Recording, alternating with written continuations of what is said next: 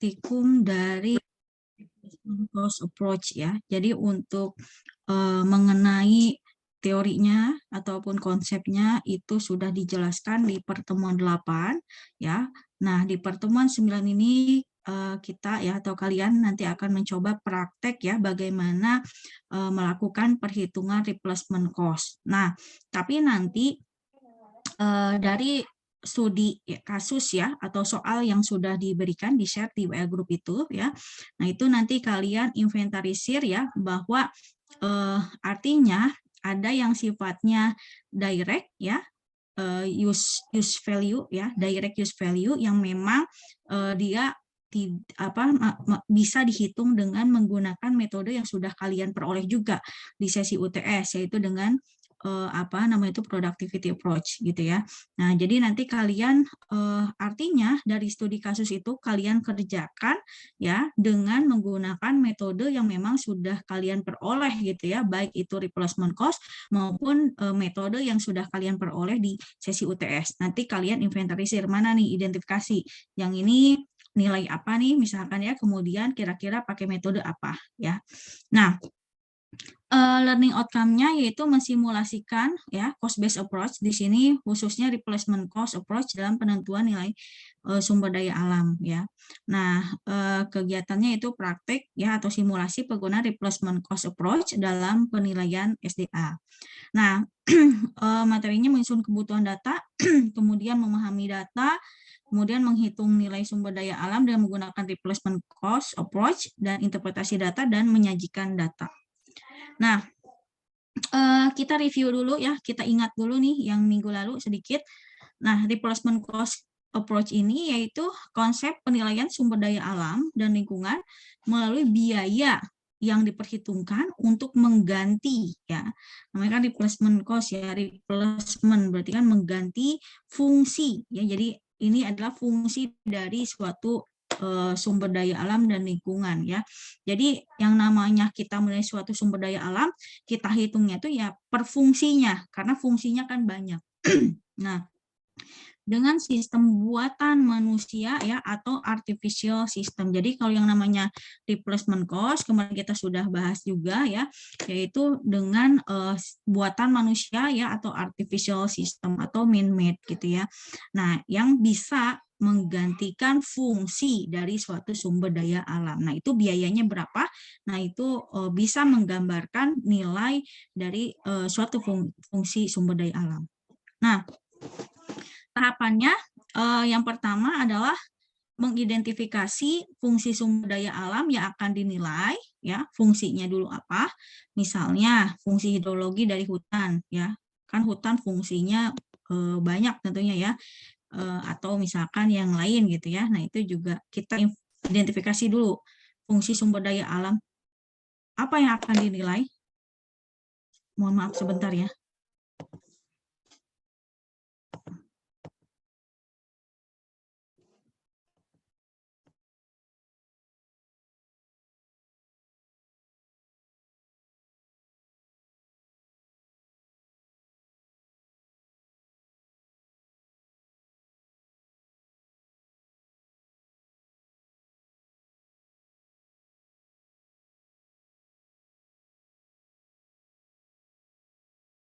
Nah, jadi yang pertama adalah mengidentifikasi fungsi sumber daya alam yang akan dinilai ya.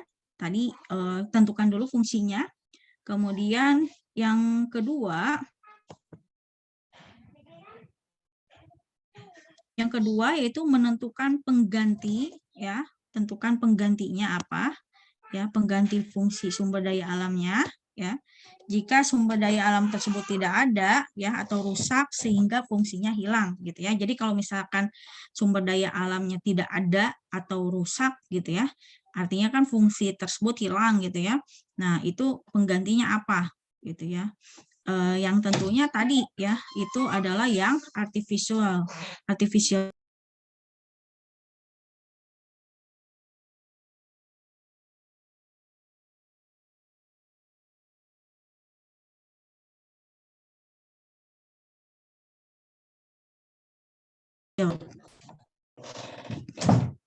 Oke. Nah, Lalu yang ketiga yaitu menyiapkan data ya. Data di sini yaitu kuantitasnya ya, harga pasarnya untuk masing-masing komponen yang dibutuhkan. Jadi kita tadi ya penggantinya apa? Berarti artinya kebutuhan data fisiknya itu apa saja ya, jumlahnya berapa, kemudian harganya berapa. Kemudian baru kita hitung semua ya atau jumlah nilai moneter untuk menciptakan semua fungsi atau manfaat yang diganti. Nah, jadi ini adalah tahapan replacement cost yang sudah kita bahas juga ya di minggu sebelumnya ya. Nah, ini cuman kita review sedikit. Nah, kemudian poin-poin penting ya yang kemarin kalian lihat juga ya yang di video itu yang pertama adalah fungsi lingkungan yang hilang itu dapat digantikan dengan teknologi pengganti atau pengganti buatan manusia ya. Kemudian kuantitas dan kuantitas barang atau jasa, ya kualitas dan kuantitas barang atau jasa pengganti sama atau mendekati kualitas dan kuantitas barang atau jasa lingkungan yang hilang atau rusak. Ya, kemarin kita juga sudah bahas bahwa ini tidak mudah, Bu. Ya, memang betul ya. Terutama mungkin artinya ada beberapa fungsi yang mungkin belum ada teknologinya barangkali gitu ya. Nah, berarti artinya ya kita tidak bisa memaksakan misalkan ya dengan menggunakan pendekatan ini. Tetapi kalau semisal katakanlah ada teknologinya yang tadi ya dengan catatan bisa mendekati kualitas dan kuantitas barang jasa lingkungan yang hilang tadi gitu ya. Nah, berarti ya kita bisa menggunakan metode replacement cost ini.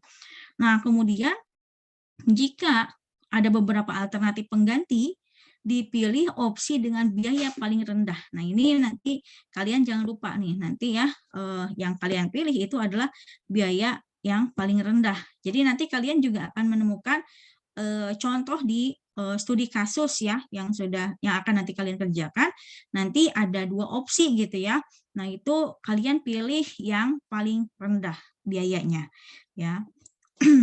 Nah, ini juga sudah kita lihat ya, sudah disampaikan juga ya bahwa ini contoh bagaimana ini yang secara alaminya dan ini adalah yang penggantinya gitu ya atau man-made-nya atau artificial-nya gitu ya.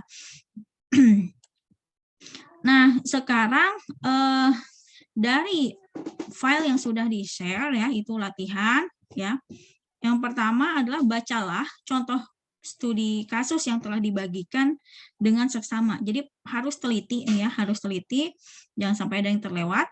Kemudian identifikasi nilai ekonomi guna langsung dan nilai ekonomi tidak langsung dari Taman Nasional Danau Sentarum. Jadi nanti kalian sesuaikan nih ya perintahnya apa. Berarti nanti kalian kelompokkan juga nih gitu ya, nilai ekonomi guna langsungnya apa saja gitu kan.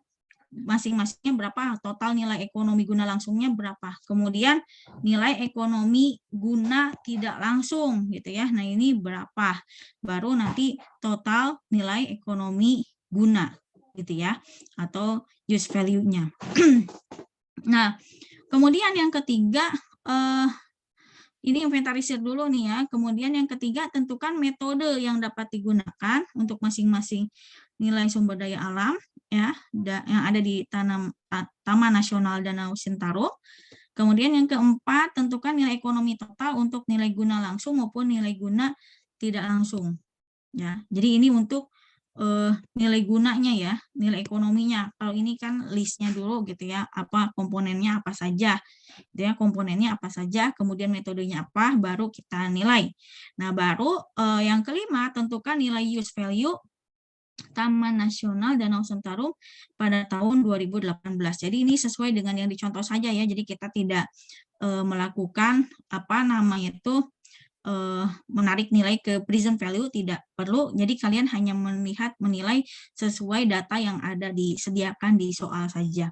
Nah, kemudian setelah kalian selesai ya tadi nilai ekonomi guna langsungnya apa saja komponennya, kemudian metodenya apa untuk menghitung nilai ekonomi tersebut dan berapa nilainya ya, kemudian secara keseluruhan use value-nya berapa gitu ya.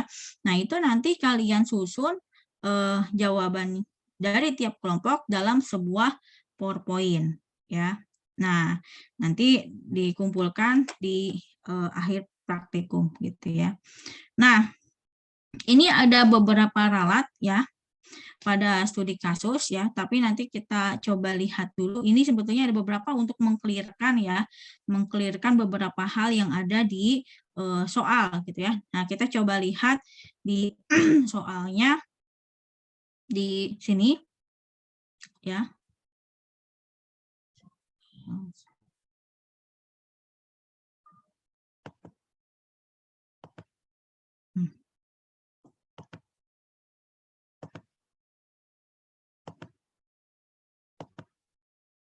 Nah, ini ya. Ini adalah soal studi kasusnya ya untuk use value ya.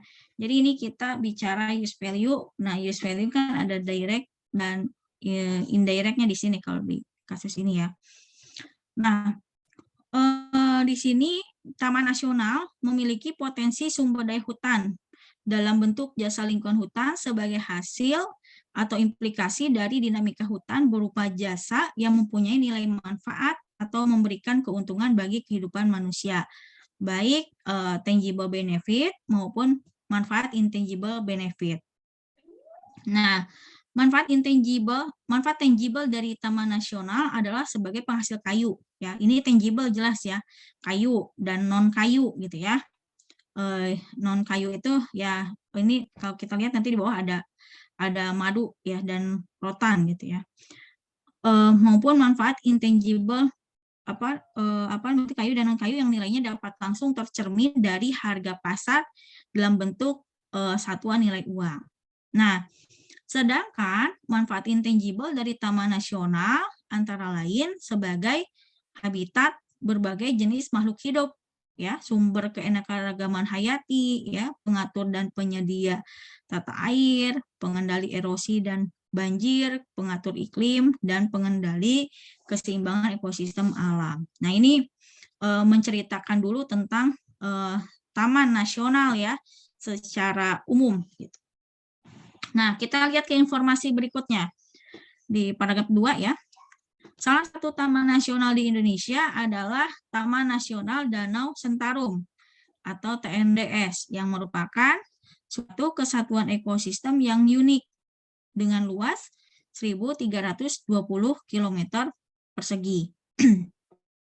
Nah, TNDS ini adalah danau musiman yang terletak pada cekungan Sungai Kapuas dan merupakan sumber air yang mengaliri Sungai Kapuas.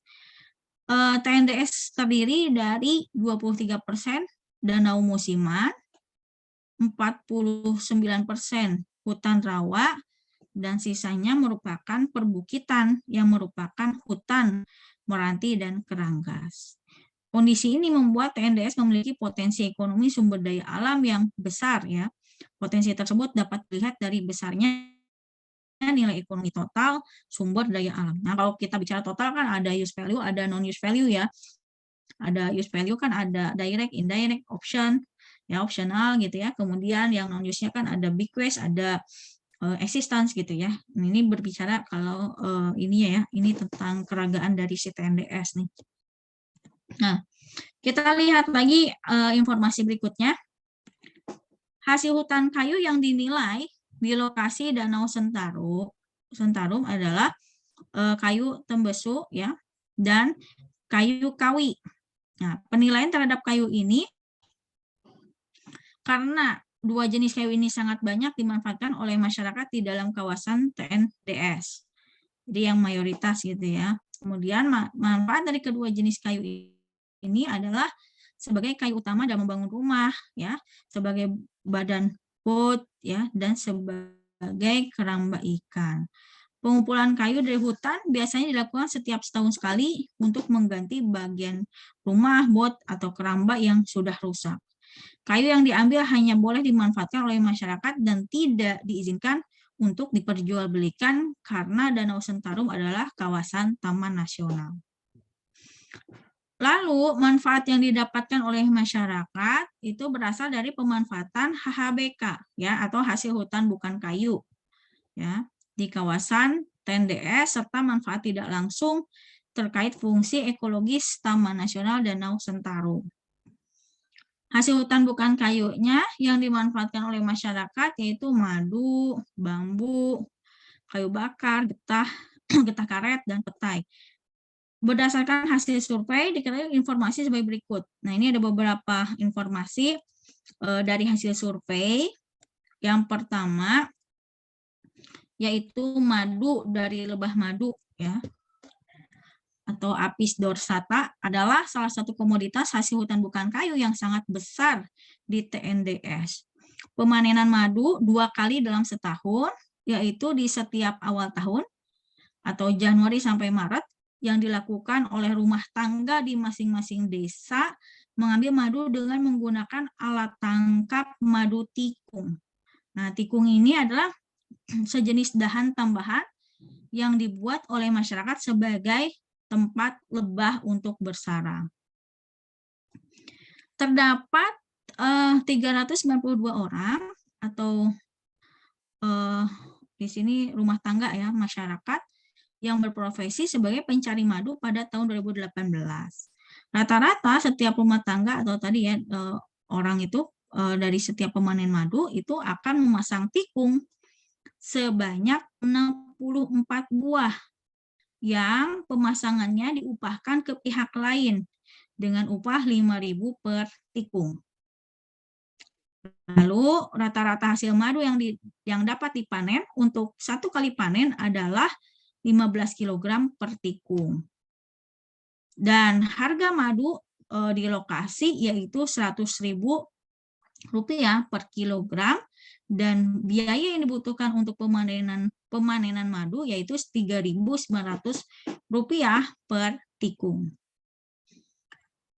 Itu ya terkait dengan madu berarti ya. Nah, sekarang kita lihat kalau di paragraf berikutnya itu informasinya lain lagi ya, tadi tentang madu. Nah, sekarang kalau kita lihat ini terkait dengan rotan. Masyarakat lokal sebanyak 252 orang juga mengumpulkan rotan rata-rata 2 kali dalam sebulan. Dalam 1 kali pengumpulan, masyarakat rata-rata mendapatkan 15 batang rotan. Rotan yang dikumpulkan digunakan sebagai keranjang penyimpan ikan asin dan untuk membuat bubu atau alat tangkap ikan. Nah, harga rotan basah di masyarakat yaitu Rp2.500 per meter, dengan rata-rata panjang rotan yang dipanen masyarakat dari hutan adalah sepanjang 15 meter. Kemudian biaya yang dikeluarkan untuk mengumpulkan rotan per 1 kali pengumpulan adalah peralatan panen sebesar Rp43.000 per orang, dan bahan bakar bot untuk mengangkut rotan dari hutan ke rumah penduduk yaitu Rp440.000 per bot yang biasanya digunakan oleh 2 orang pemanen rotan ya. Nah, ini cerita tentang rotan ya. Tadi yang pertama tentang madu, kemudian yang kedua tentang rotan. Lalu yang ketiga kita lihat ini tentang manfaat sebagai pencegah erosi nih ya. Nah, kita lihat seperti apa informasinya. Di sini diketahui manfaat ekologi ekosistem di Taman Nasional Danau Sentarum. Salah satunya yaitu sebagai pencegah erosi. Guna mengetahui nilai ekonomi Taman Nasional Danau Sentarum sebagai pencegah erosi, diperkirakan dengan pendekatan pembuatan turap bambu di sepanjang hulu Sungai Kapuas yang didiami masyarakat, yaitu sepanjang 19 km. Pemasangan turap sepanjang 1 meter membutuhkan 12 batang bambu dengan tinggi 3 meter. Diketahui bahwasannya di lokasi rata-rata tinggi bambu adalah 6 meter dengan harga Rp10.000 per batang. Dan biaya tenaga kerja untuk memasang turap yaitu Rp110.000 per hari untuk menyelesaikan 10 meter turap, Dan biasanya turak bambu tersebut mampu bertahan selama 3 tahun. Ya, jadi jangan lupa perhitungkan ya umur teknisnya ya, gitu ya. Jadi ini kan kita kalau menghitung itu kan 1 tahun. Nah, ini berarti harus disesuaikan nih. Ini kan umur teknisnya 3 tahun, berarti jangan lupa diperhitungkan. Nah, itu untuk mencegah erosi. Lalu kita lihat lagi ada apa lagi tadi selain madu, rotan, pencegah erosi. Nah, kita lihat lagi ada informasi apa dari hasil survei. Selain itu, Sungai Kapuas yang menjadi bagian dari Taman Nasional Danau Sentarum juga digunakan sebagai media transportasi air. Masyarakat lokal di kawasan TNDS sangat bergantung pada transportasi air. Bentuk transportasi utama masyarakat dalam kawasan adalah bot ya, yang mampu membawa 6 orang. Untuk mengangkut penumpang, biasanya bot yang dipakai adalah jenis fiberboat dengan jumlah total bot di lokasi sebanyak 20. Harga masing-masing bot adalah 6.800.000 untuk perahu dan 22 juta untuk mesinnya dengan umur teknis atau masa pakai adalah 10 tahun.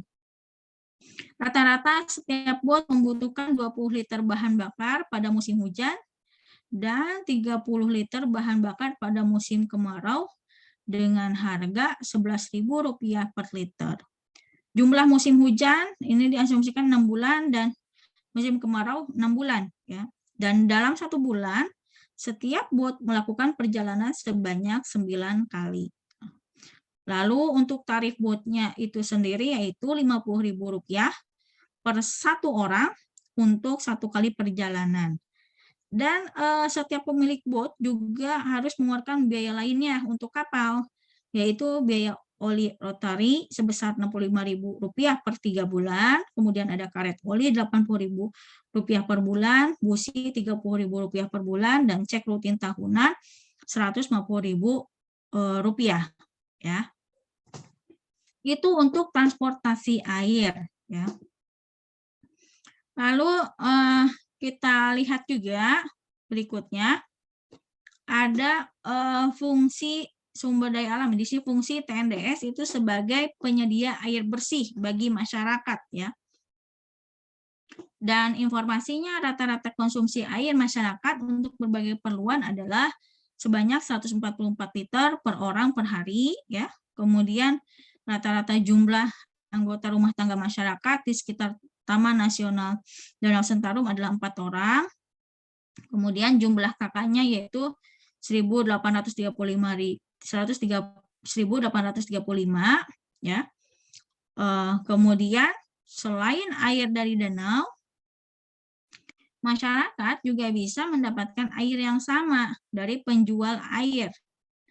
Nah, diketahui harga air baku yang dapat dibeli dari penjual air satu atau air tangki yang berlaku adalah sebesar Rp2.495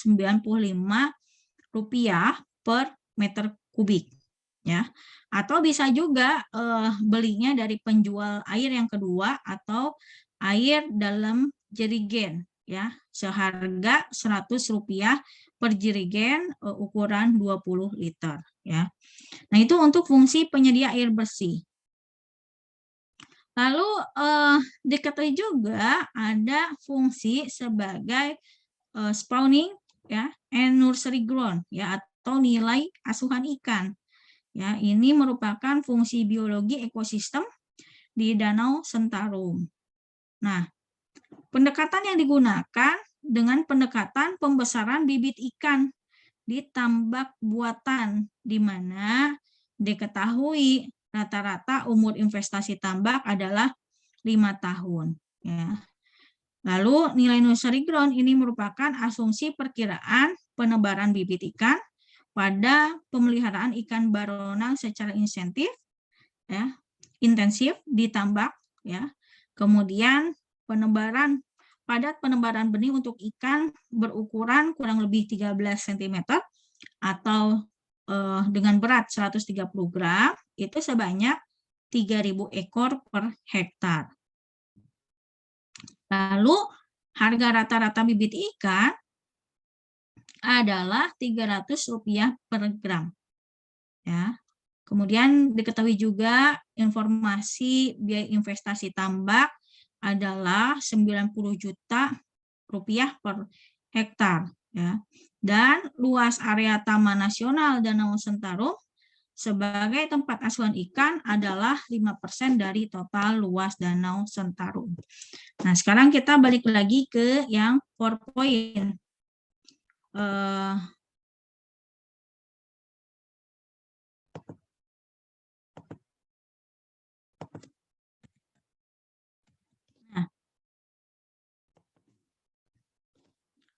Ini ada ralat pada studi kasus yang pertama, pembuatan turap sepanjang hulu Sungai Kapuas sepanjang 900 km, kemudian B, pengumpulan rotan untuk ngambilan atau panen, ya. Kemudian satu perjalanan bot itu sama dengan perjalanan pulang pergi, ya.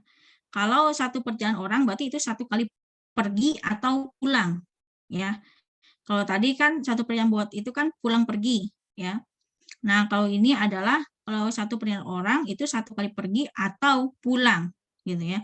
Kemudian bahan bakar bot untuk satu perjalanan bot, kemudian harga ikan Rp300 per gram, kemudian kepadatan tabur benih ikan 3.000 ekor per hektar. Nah, ini sebetulnya memperjelas saja sih ya, gitu, memperjelas dari soal studi kasus yang ada di PDF.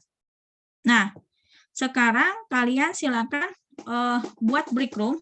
Tadi sudah dibantu ya, dibagi oleh Niken ya menjadi 10 kelompok. Sekarang kalian minta tolong nanti dibuat break roomnya ya, Niken, menjadi 10 kelompok ya. Saya standby di room utama. Kalau misalnya ada yang mau ditanyakan silakan nanti ke room utamanya gitu ya. Nanti saya juga akan berputar ya, melihat ke masing-masing kelompok. Silakan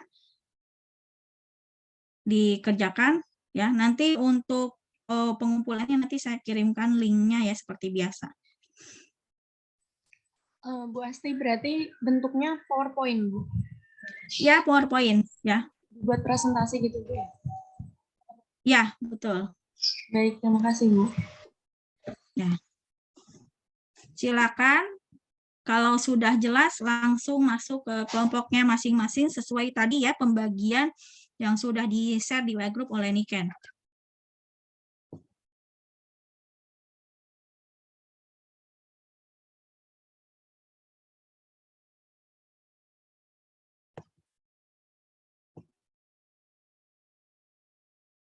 Izin bertanya, Ibu. Ya, silakan. Sambil nunggu Niken buat break room itu, mau nanya tentang UTS, Bu. Kira-kira nilai UTS kelas kami gimana ya, Bu? Ya, nanti insya Allah hari ini ya di-upload. Tadi saya mau upload, cuman belum bisa ya pas ngeklik nilainya, tapi tadi sudah disampaikan ke siapa itu Bu Resa, Mbak Resa ya, katanya nanti dicek dulu. Insya Allah sih bagus-bagus ya, tapi ada beberapa yang kurang ya. Tapi kan masih ada kesempatan ya nanti di UAS dan tugas juga kan nanti mungkin bisa membantu juga gitu. Gitu. Baik, Bu. Terima kasih. Ya.